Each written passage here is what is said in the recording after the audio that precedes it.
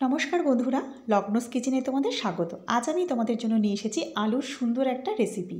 প্রথমে আলুগুলোকে এভাবে ছোট টুকরো করে কেটে নাও, তারপর অল্প একটু নুন দিয়ে সেদ্ধ করে নাও। গ্যাসের আঁচে কড়াই বসিয়ে এক মুঠো চিনে বাদাম শুকনো খোলায় একটু ভেজে নেব, যাতে আমার চিনে বাদামের খোসাগুলো ছাড়িয়ে নিতে খুব সুবিধা হয়। বাদাম ভাজা হয়ে গেলে এটাকে এবার নামিয়ে ফেলবো। আর এই কড়াইয়ের মধ্যে এবার দিয়ে দেবো বেশ কিছুটা পরিমাণে সর্ষের তেল। সর্ষের তেলে কিন্তু ব্যবহার করবে, অন্য কোনো তেল কিন্তু নয়। আর তেলটা একটু বেশিই দেবে। হাফ চামচ গোটা জিরে ফোড়ন দিলাম। জিরেটা ভাজা হয়ে গেলে এর মধ্যে দেব 1 চামচ রসুন কুচি। রসুন কুচি কিন্তু ব্যবহার করবে, রসুন বাটা কিন্তু নয়। খেয়াল রাখবে রসুন যাতে পুড়ে না যায়, তাহলে কিন্তু তেতো হয়ে যাবে। যখন দেখবে রসুনের কাঁচা গন্ধ চলে গিয়ে খুব সুন্দর একটা গন্ধ বেরোচ্ছে, তখন বুঝবে রসুন ভাজাটা হয়ে গেছে। এবার গ্যাসের আঁচটা একদম আস্তে করে দিয়ে এর মধ্যে দেব হাফ চামচ কাশ্মীরি লঙ্কার গুঁড়ো। কাশ্মীরি লঙ্কার গুঁড়োটা দেওয়ার পর কয়েক সেকেন্ডের মধ্যেই এর মধ্যে দিয়ে দেবো সেদ্ধ করে রাখা আলুটা। আলুটা আমি যখন সেদ্ধ করেছিলাম তখন আলুটা কিন্তু একটু শক্ত ছিল। তোমরাও কিন্তু একটু শক্ত ভাব রেখেই আলুটাকে নামাবে। একদম কিন্তু আলুটা সেদ্ধ করে গলিয়ে ফেলবে না, তাহলে কিন্তু এই রেসিপিটা ভালো লাগবে না। আমার কিন্তু মাত্র 70% আলুটা সেদ্ধ হয়েছে, তোমরা কিন্তু সেটা বুঝে আলুটা সেদ্ধ করে নেবে। এবার তেলের মধ্যে আলুটা দেওয়ার পর খুব ভালো করে আলুটা কিন্তু ভাজতে থাকবো। আর ভাজতে ভাজতে এর মধ্যে বাকি উপকরণগুলো মিশিয়ে দেবো। এর মধ্যে এবার আমি দিয়ে দেবো বেশ কিছুটা কাঁচা লঙ্কা কুচি ঝালের জন্য। তোমরা কিন্তু কোনো রকম কাঁচা লঙ্কা বাটা বা শুকনো লঙ্কার গুঁড়ো এর মধ্যে ব্যবহার করবে না। এক্ষেত্রে কিন্তু কাঁচা লঙ্কার কুচিটাই ব্যবহার করবে, এতে স্বাদ আর গন্ধ দুটোই কিন্তু বেড়ে যাবে।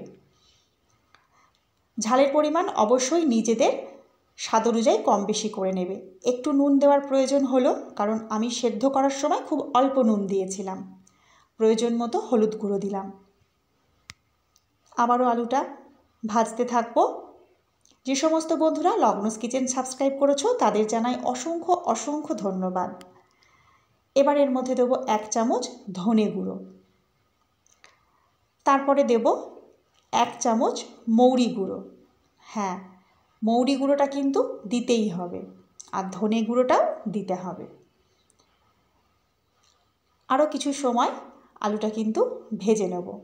এবারে যে বাদামটা ভেজে রেখেছিলাম সেটা কিন্তু খোসা ছাড়িয়ে খুব ভালো করে গুঁড়ো করে নিয়েছি। যতটা সম্ভব ভালো করে গুঁড়ো করে নেবে। সেই বাদামটাই এবার এর মধ্যে মিশিয়ে দিলাম। বাদাম আর আলু এখন খুব ভালো করে ভেজে নেব।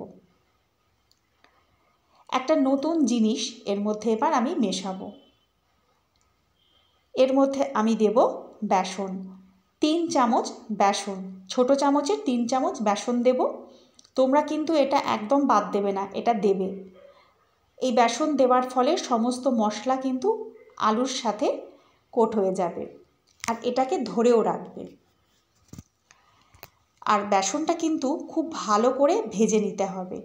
যদি কাঁচা গন্ধ থাকে তাহলে কিন্তু ভালো লাগবে না। বেশ কিছুটা সময় নিয়ে কিন্তু এবার আলুটাকে ভেজে নিতে হবে।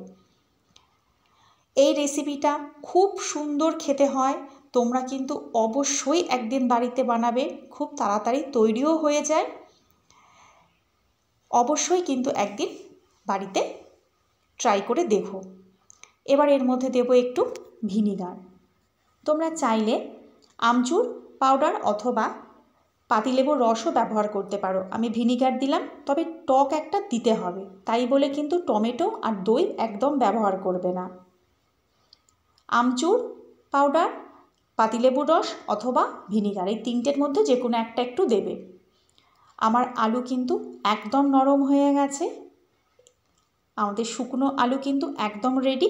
নামানোর আগে বেশ কিছুটা ধনেপাতা দিয়ে দেবো।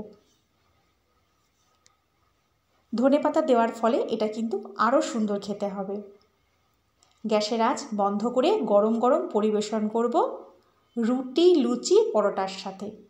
খেতে খুব ভালো হয়, ভাতের সাথে খেতেও কিন্তু খুব ভালো লাগবে। পরিবেশনের জন্য রেডি শুখা আলু। ফিরে আসবো আলুর নতুন একটা রেসিপি নিয়ে। নমস্কার।